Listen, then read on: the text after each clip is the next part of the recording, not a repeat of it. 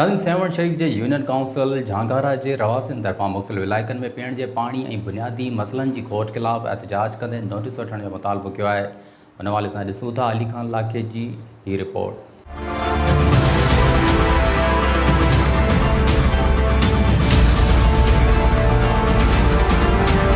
हाँ जी बिल्कुल, मां इन वक्त मौजूद आया वज़ीर आला सिंध सैयद मुराद अली शाह के आबाई हल्के सेवन शरीफ के यूसी झांगारे में, जिथे लाखा मौला के रहवासिन जो पानी 2 महीनन का बंदिश खिलाफ़ सरापा एहतजाज आहिनि। हिते मुख़्तलिफ़ बिरादरिन जा माण्हू असां मौजूद आहिनि। अचो त खेर ॻाल्हि ॿोल कयूं त हिनखे पानी के हवाले से कहिड़ियूं मुश्किलातूं दरपेश आहिनि। इतने पानी वो बोरान लगो पिया 2 महीनन का। इतने जो गुंडो विहारियो वियो आज पीडीएम ते नते शमन बारीचो उनके हटायो वने ना इलाज जो को इतने वोंट कोने न को इतने रहायशी आ। इतने क्लिन को खोलण बावजूद इतने कें जो मौजे माण्हू से गुंडागर्दी के कंहिंखे पानी ॾियण लाइ तैयार कोने को।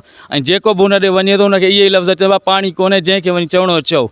खास केली मोला हेठा बारीचा चाकी कें वट अॼु पानी कोने। उन्हनि खां शहर केर पिए असां ये अपील कंदासीं साईं मुराद अली शाह ऐं पर्सनल सेक्रेटरी सलीम बाजारी के नाहिल के हटायो वञे। असां वटि पाणीअ जो वॾो मसइलो थी वियो आहे। 2 महीननि खां असांखे पाणी कोन थो मिले।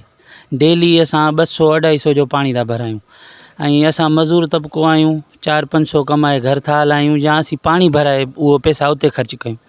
ॿी असांखे कंहिंसां बि का बि दुश्मनी कंहिंजी बि असांजी कंहिंसां बि कान्हे का। असां ते सोशल मीडिया ते इहा ॻाल्हि हलाई वई त साईं ग़ुलाम असगर जो कनेक्शन बि हिननि काटियो आहे।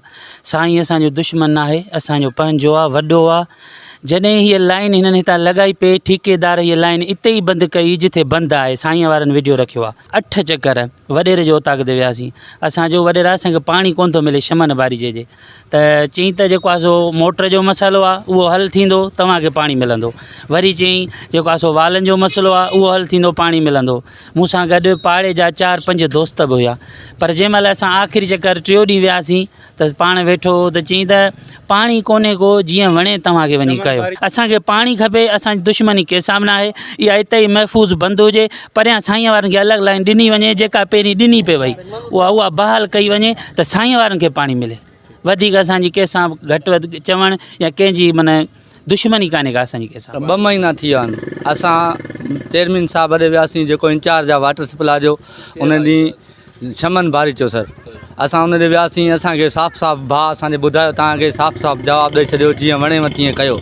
कल्ह खां वठी असांजा दोस्त लिखनि पिया त साईं असगर जो कनेक्शन कटियो वियो आहे। साईं असगर असांजो भाउ आहे, मां ख़ासि केली आहियां, उहो बारीचो आहे। साईं असगर असांजो भाउ आहे, वॾो आहे असांजो। असांजी घटि ई हिकिड़ो घर सम्झंदा आहियूं त असांजो हिकिड़ो ई घरु आहे। पर असां पाड़े जा आहियूं। असांजा दोस्त लिखनि पिया, उन्हनि खे असां ॿाहूं ॿधी चऊं था त लिखण खां पहिरीं तव्हां सोचो, असांजा नंढड़ा बचा आहिनि, उन था मरनि। असां पाणी था घुरूं, असां जहिड़ो कोन था कयूं। कैमरामैन टीम सां गॾु अली खान लाखो, MNN TV, सेवन शरीफ।